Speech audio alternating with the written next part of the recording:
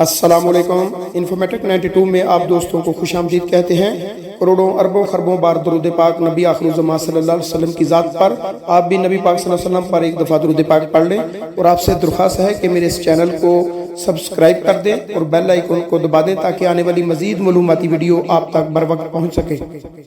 صلی اللہ علی حبیبہ سیدنا محمد وآلہ وصحابہ وسلم۔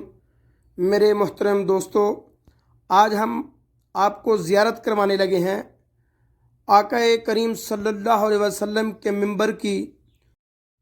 ارشاد نبوی صلی اللہ علیہ وسلم ہے کہ اللہ تعالیٰ جس طرح تمام خلائق کو زندہ کرے گا، اسی طرح میرے منبر کو بھی اس کے حال پر دوبارہ قائم کرے گا، اسے میرے حوض کے قریب یعنی کہ حوض کوثر کے قریب رکھا جائے گا۔ تو دوستو، اسلام میں سب سے پہلے مسجد نبوی شریف صلی اللہ علیہ وسلم میں منبر تعمیر کیا گیا۔ روایت میں آتا ہے کہ مسجد نبوی شریف کی چھت کھجور کے تنوں سے بنائی گئی تھی اور منبر بھی اسی درخت کے تنوں سے بنایا گیا تھا۔ جی دوستو، حدیث پاک میں ہے کہ جب نبی کریم رؤوف الرحیم صلی اللہ علیہ وآلہ وسلم خطبہ ارشاد فرماتے تو کھڑے ہو جاتے، پھر قیام کو طویل کرتے تو کھڑے رہنا دشوار ہو جاتا، پھر قیام کو طویل کرتے تو کھڑے رہنا دشوار ہو جاتا۔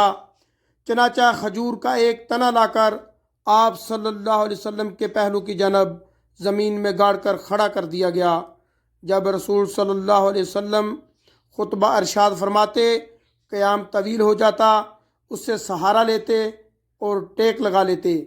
صحابہ اکرام علیہ رضوان نے عرض کیا کہ لوگ زیادہ ہو گئے ہیں، ہم آپ صلی اللہ علیہ وسلم کے لیے منبر بنوا لائیں جس پر کھڑے ہو کر خطبہ ارشاد فرمائیں، تو آپ صلی اللہ علیہ وآلہ وسلم نے اجازت فرمائی۔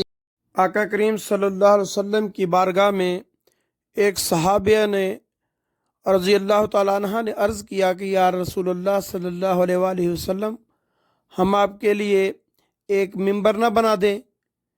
تو آقا کریم صلی اللہ علیہ وسلم نے اس صحابیہ کی بات سے اتفاق کیا، اور وہ صحابیہ نے آقا کریم صلی اللہ علیہ وسلم کے لیے ایک 3 نشستوں والا منبر رسول بنا کر آقا کریم صلی اللہ علیہ وآلہ وسلم کی بارگاہ میں تحفہ پیش کر دیا۔ تو بلا شبہ یہ کائنات میں بڑا ہی برکتوں اور عظمتوں والا منبر ہے۔ نبی پاک صلی اللہ علیہ وسلم کے حکم کے مطابق اسے رکھا گیا اور آپ صلی اللہ علیہ وسلم اس پر تشریف فرما ہوئے۔ دوستو، جس تنے سے آقا دو جہاں صلی اللہ علیہ وآلہ وسلم ٹیک لگا کر خطبہ ارشاد فرماتے تھے، عاشقان رسول کو کھجور کا وہ تنا رونے لگا۔ جب منبر شریف تیار ہو گیا اور آپ صلی اللہ علیہ وسلم اس پر خطبہ دینے کے لیے جلبہ افروز ہوئے تو کھجور کے تنے سے رونے کی آوازیں آئیں۔ آپ نے اس پر دست شفقت پھیرا تو وہ خاموش ہو گیا۔ پھر نبی اکرم صلی اللہ علیہ وسلم کے حکم سے اس کو منبر کے نیچے دفن کر دیا گیا۔ جی دوستو، آقا کریم صلی اللہ علیہ وسلم کے وقت میں یہ منبر رسول جو آپ دیکھ رہے ہیں اس وقت کیسا تھا؟ تو منبر شریف کی لمبائی 2 گز، چوڑائی 1 گز تھی، اور سیڑھیاں جو اس کے زینے تھے وہ 3 تھے۔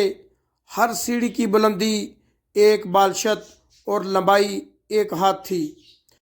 آقا کریم صلی اللہ علیہ وسلم نے ارشاد فرمایا کہ میرے روزے اور منبر کے درمیان جو جگہ ہے وہ جنت کے باغوں میں ایک باغ ہے، جسے آپ دیکھ رہے ہیں سامنے، ریاض الجنہ۔ یہاں پر عاشقان رسول یہاں پر نوافل ادا کرتے ہیں، اور یہ ریاض الجنہ کے اندر والی سائڈ کا منظر ہے منبر رسول کا۔